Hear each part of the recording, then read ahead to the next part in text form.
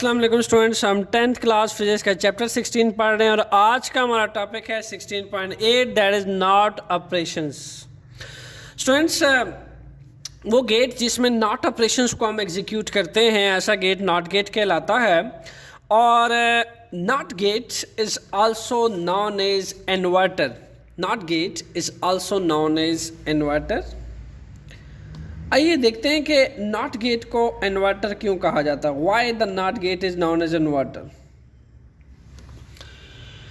Students, not gate is known as inverter because ये क्या करता है, it produce the exact reverse output of that of given input. ये क्या करता है कि इसको जो इनपुट दी जाती है या आउटपुट में उसका रिवर्स ले लेता है। यानी फॉर एग्जांपल इसको अगर इनपुट दे दी जाए 1 तो उसका आउटपुट रिवर्स करके 0 डिस्प्ले कर देता है, और इसको अगर इनपुट दे दिया जाए 0 तो उसका जो आउटपुट है वो रिवर्स करके 1 डिस्प्ले कर देता है। Means not gate work as a inverter gate, clear, and it's reverse the output of given input. So हम इसका रीजन लिख सकते हैं because it reverse the output, it reverse the output to the given input। यानी इसको जो input दी जाती है ये क्या कर लेता है, आउटपुट पे उसका रिवर्स ले लेता है, उस आउटपुट को रिवर्स कर देता है। सो अगर हम सिंबॉलिकल रिप्रेजेंटेशन देखें नॉट गेट की, ये सिंबॉलिकल रिप्रेजेंटेशन है। नॉट गेट को सिंबॉलिक हम इस तरह रिप्रेजेंट करते हैं, सिंबॉलिक रिप्रेजेंटेशन। स्टूडेंट्स, अगर हम एंड गेट की या आर गेट की बात करें तो उसमें हम क्या करते हैं कि हम उसमें एक से ज़्यादा जो है वो इनपुट दे सकते हैं, ठीक है, और आउटपुट भी इसी तरीके से ज़्यादा आ सकती हैं। जबकि नॉट गेट एक यूनिक है जिस पे हम क्या करते हैं, it is only 1 input and 1 output. Okay, it has only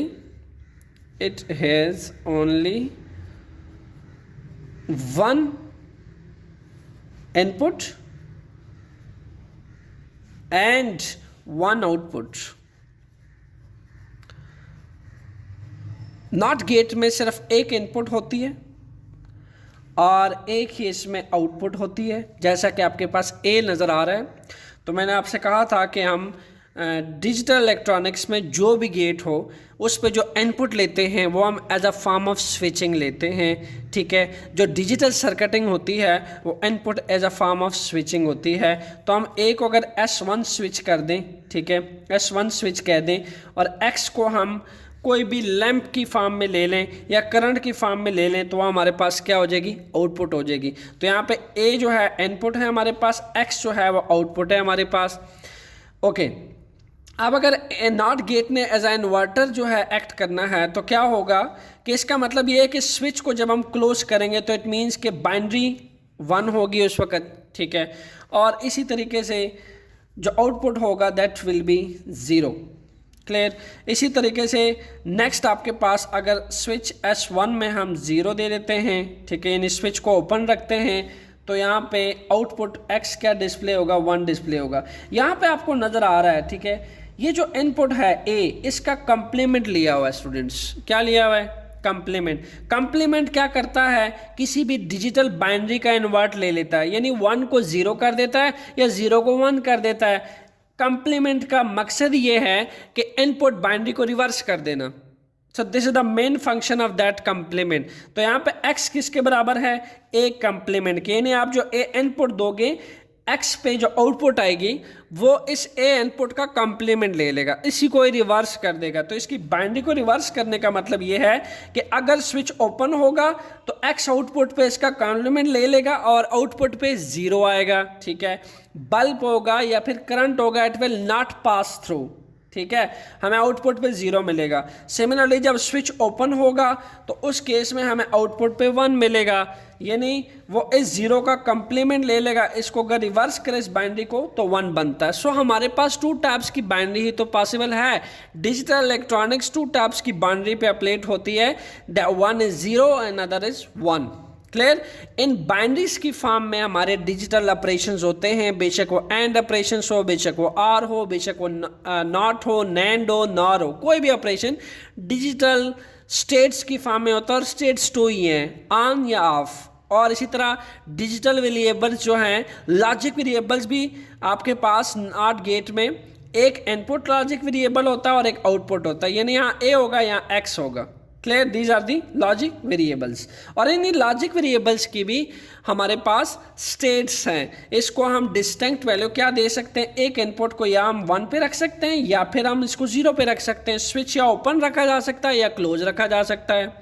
ये 2 स्टेट्स हैं। इसी तरह आउटपुट भी हमें 1 मिलेगी नॉट गेट के लिए।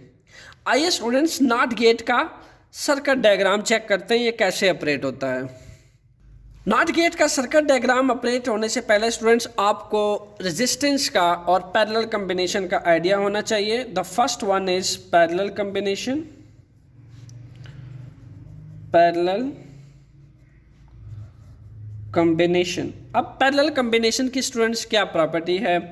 पैरेलल कॉम्बिनेशन में हम ये कहते हैं कि जब आप 2 कंडक्टर्स को या 2 रेजिस्टर्स को, ठीक है, एक सेम नोड के अक्रॉस जोड़ते हैं लाइक दैट।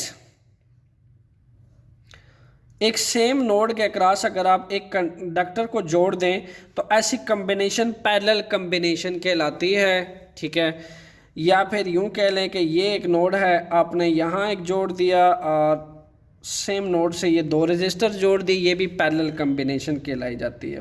अब पैरेलल कॉम्बिनेशन में आपने अगर एक नोड के साथ 3 रेजिस्टर जोड़े हैं, 3 कैपेसिटर जोड़े हैं या कोई भी कंडक्टर जोड़ा है, हर एक के अक्रॉस आपको करंट की वैल्यू डिफरेंट मिलेगी। This is the property of parallel combination, same नहीं मिलेगी, I1 I2 up to so on.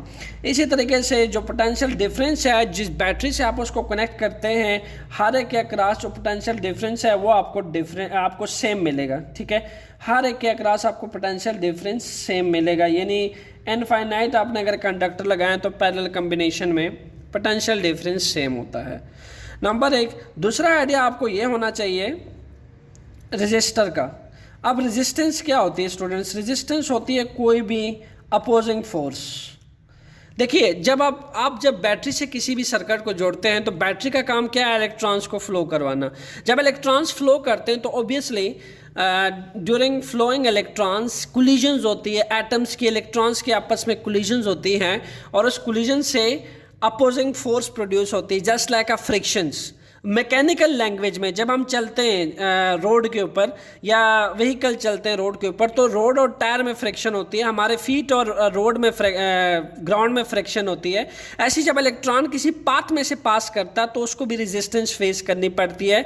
और पैरेलल कॉम्बिनेशंस में इलेक्ट्रॉन्स के फ्लो को ज़्यादा रेजिस्टेंस फेस करनी पड़ती है as compare to series combination में। दैट्स वाई सीरीज कॉम्बिनेशन में हर एक के अक्रॉस करंट सेम होता है ड्यू टू लो रेजिस्टेंस, और पैरेलल कॉम्बिनेशन में रेजिस्टेंस बहुत हाई वैल्यू होती है रेजिस्टेंस की। दैट्स वाई करंट हर एक के अक्रॉस डिफरेंट होता है, यानी करंट डिवाइड हो जाता है डिफरेंट नोड्स में, डिफरेंट पाथ्स में। So this is the physical sense of resistance. अब आइए सर्किट की तरफ बढ़ते हैं ताकि वो आपको अच्छे से समझ आ सके। स्टूडेंट्स, ये है आपके पास एक नॉट गेट का सर्किट। यहाँ पे देखा जा सकता है एक डिजिटल सर्किट है हमारे पास, और मैंने आपको ये बात समझाई है कि एस जो है यहाँ पे ये एज अ इनपुट एक्ट करेगा, ठीक है, और जो लैंप है इसको हम एज अ आउटपुट लेंगे।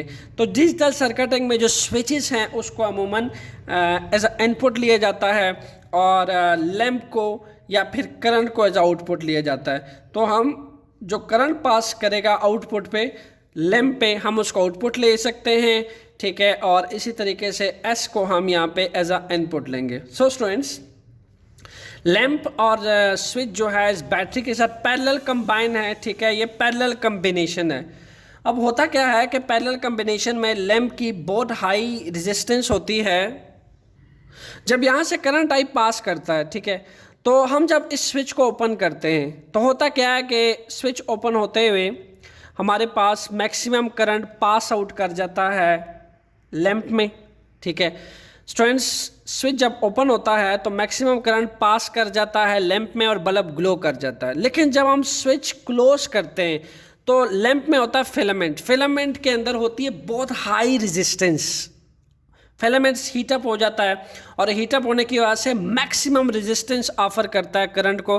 दैट्स वाई लैंप ग्लो नहीं कर पाता, लैंप की ग्लोइंग नहीं होती due to high resistance of the filament, of this filament जो लैंप के अंदर लगा हुआ है, ठीक है। इसलिए जब हम स्विच को क्लोज करते हैं तो लैंप ग्लो नहीं करता due to high resistance of filament और हमें आउटपुट पे क्या मिलता है, ज़ीरो। इसी तरीके से जब स्विच ओपन होता है तो मैक्सिमम करंट पास आउट कर जाता है, ठीक है, लैंप में से, एंड दैट केस जो बल्ब है वो लैंप है वो ग्लो कर जाता है, ठीक है। तो हमें ये बात पता होनी चाहिए कि नॉट गेट बिल्कुल इसी तरह से इसी सर्किट पे काम करता है। इसमें जो आपके पास एस है, ठीक है, अगर मैं कम्बिनेशन ऑफ स्विचेस और आउटपुट का एक ट्रूथ टेबल बनाऊं तो मेरे पास क्या आएगा, एज अ इनपुट पे मेरे पास स्विच आ गया है, ठीक है। मैंने जब स्विच को ओपन किया, ठीक है, एंड दैट केस लैंप जो है वो ग्लो कर जाएगा, यानी मुझे ऑन मिलेगा, ठीक है, ओपन पे, because maximum current pass out कर जाएगा। आपको ये बात पता होनी चाहिए कि हमेशा करंट कौन सा पाथ चूज़ करता है, क्लोज लूप का पाथ चूज़ करता है। जब स्विच को हम ओपन करते हैं तो करंट जो है क्या डिज़ायर पाथ कौन सा हो जाता है, जहाँ से उसका सर्किट कंप्लीट हो सके, ओके। तो करंट बजाय यहाँ से पास होने के वो यहाँ से पास आउट कर जाएगा और मैक्सिमम करंट एक ही इस नोड में से तो जाएगा नहीं, अपर साइड पे चला जाएगा और लैंप ग्लो कर जाएगा, इसलिए ओपन स्विच पे लैंप ऑन हो जाएगा। जब हम क्लोज करेंगे तो क्लोज करने पे हमारे पास एक पैरेलल लूप का 2 नोड्स कम्बिनेशन आ जाएगा। अब ऐसे में फिलामेंट हीटअप हो जाता है, फिलामेंट के हीटअप होने से मैक्सिमम रेजिस्टेंस फेस करनी पड़ती है और जितना वोल्टेज बैटरी में आ रहा था सारा फिलामेंट के ऊपर ड्रॉप कर जाता है।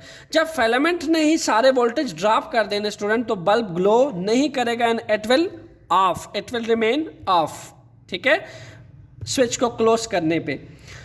अगर हम इसी स्विच को, ठीक है, एज अ इनपुट ए ले लें, मैं कहूँ कि ये मेरे पास इनपुट ए है और इसी तरीके से जो लैंप पे के ऑन एंड ऑफ स्टेट है लैंप की, उसको मैं एज अ एक्स ले लूँ, ठीक है।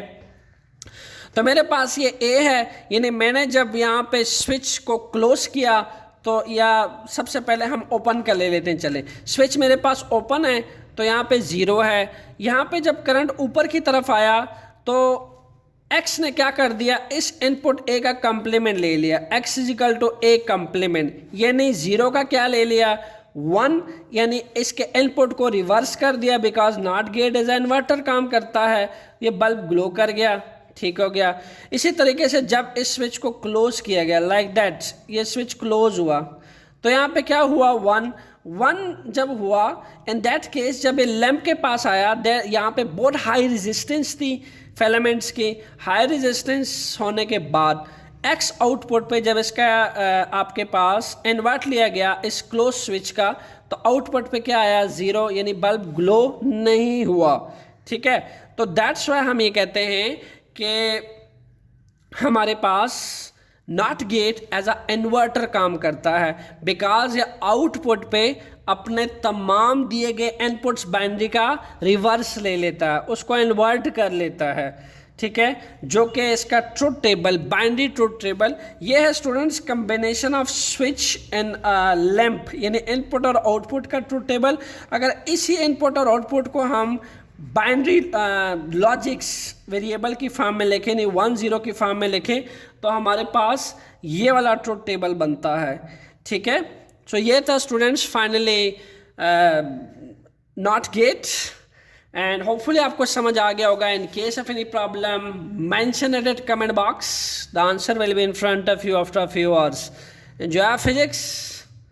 Stay tuned for next NAND gate. Thank you.